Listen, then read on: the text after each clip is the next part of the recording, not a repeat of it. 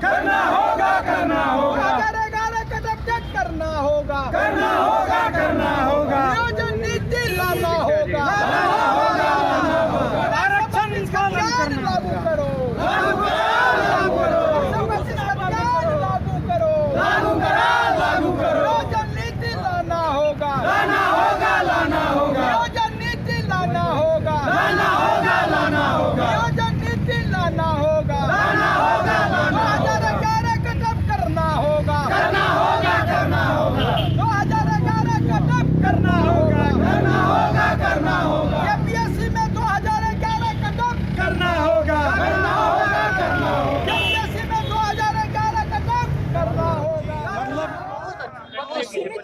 JPSC जो है एक बदनाम और बहुत ही बेकार संस्था बन चुकी है। झारखंड में आयोग नहीं है, अयोग्य है। और जेएसएससी का भी यही हाल है। करप्शन पे करप्शन हो रहा है। पिछले 20 साल में झारखंड युवाओं के साथ लूट पे लूट हो रहा है। हम चाहते हैं श्री मुख्यमंत्री साहब से कि वो बोले हैं कि निष्पक्ष रूप से और ज़्यादा से ज़्यादा लोगों को, झारखंडियों को नियोजन नौकरी देंगे तो उन्हें देने का काम करें। अभी ये विवाद में ना फंसाएं। अभी उम्र सीमा का विवाद वो फंसा रहे हैं और आरक्षण का नियम पालन नहीं कर रही है ये 7वीं जेपीएससी में। तो ये बहुत ही दुखद बात है। और सर्विस एलोकेशन में भी समस्याएं हैं और नियोजन नीति, स्थानीय नीति, इस सब मुद्दे से वो पीछे भाग रही है। तो ऐसा रहेगा तो झारखंड के तमाम छात्र एक प्लेटफॉर्म में आने के लिए तैयार हैं। उनका सत्ता बहुत ही जल्द खत्म होने वाला है। वो हमेशा के लिए रहने वाले नहीं है, क्योंकि आप इतिहास देख सकते हैं। इससे पहले हम युवाओं ने एक कैंपेन चला के, जो बड़ी पार्टी थी, ये बीजेपी की पार्टी, रघुवर दास की पार्टी, जो काफ़ी नौकरियां दे रही थी, उसको भी हम लोगों ने बेदखल किया था। तो ये कौन खेत की मूल्य है, ये इन्हें सोचना चाहिए, समझना चाहिए। धन्यवाद।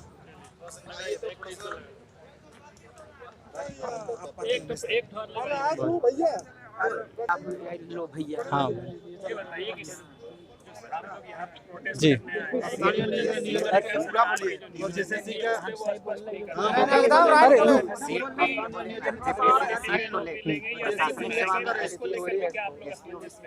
जी बिल्कुल असमंजस में है, क्योंकि हम लोग माननीय मुख्यमंत्री हेमंत सोरेन की इसी उम्मीद पे बैठाए थे कि छात्र की बात को रखा जाएगा, या पंचायत सचिव हो, या जेपीएससी का हो, या शिक्षक का। सर, लोग के लिए समस्या उत्पन्न हुई है और जनभावना जो भी है यहाँ के छात्रों की बात को रखी नहीं जा रही।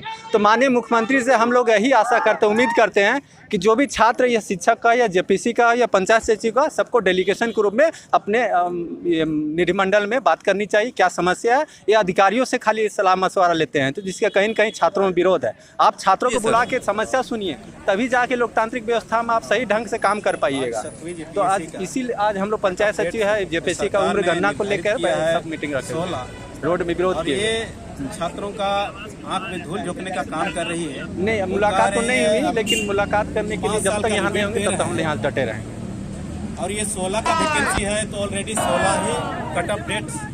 झारखंड लोक सेवा आयोग का है या आपका स्टाफ सिलेक्शन कमीशन का है, राज्य सेवा आयोग जो है, हाँ, स्टाफ सिलेक्शन कमीशन, ये लगभग राज बनने के बाद अभी तक अगर कहा जाए तो इसमें एक तो छठी एग्जाम अभी तक पूरा नहीं हुआ है।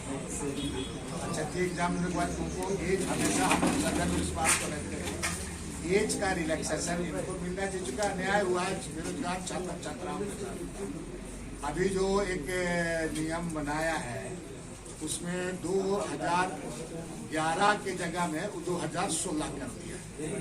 हम माननीय मुख्यमंत्री जी से हम आपके माध्यम से हम ये मांग कर रहे हैं कि आप 2011 उसका आप डेट को आप रखें, 2011 को रखें और 5 साल का उसको आप छूट दे दें। क्योंकि ये तो आपको रोजगार तो इसको आप दे नहीं रहे हो, एक अवसर दे रहे हो छात्र छात्राओं को, इसलिए एग्जाम में शामिल होने का अवसर 5 साल का छूट देना चाहिए। इसलिए 2016 की जगह 2011 आपको निर्धारित करना चाहिए। ऐसा इसलिए कि हाल के दिनों में यूपीएससी में भी आपका कोरोना को ध्यान में रखते हुए उनको 1 साल का अवसर दिया गया। जिनका एज लैप्स नहीं हुआ है तो 1 साल का अवसर उनको दिया गया। तो इन स्टूडेंट को, लोगों को, राज्य के लोगों को आपकी सरकार पर बहुत उम्मीद है। इसीलिए इनके करियर, इनके भविष्य को रखते हुए, कि माँ बाप ने बहुत मुश्किल से पढ़ाया होगा और इसका एज चला जाएगा तो निश्चित रूप से इसका भविष्य अंधकार हो जाएगा।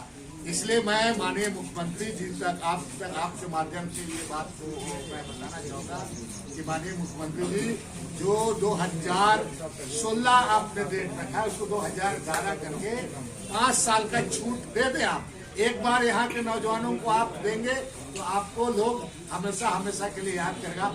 आप नौकरी नहीं दे रहे, एक अवसर दे रहे, इसलिए अवसर दिया जाए।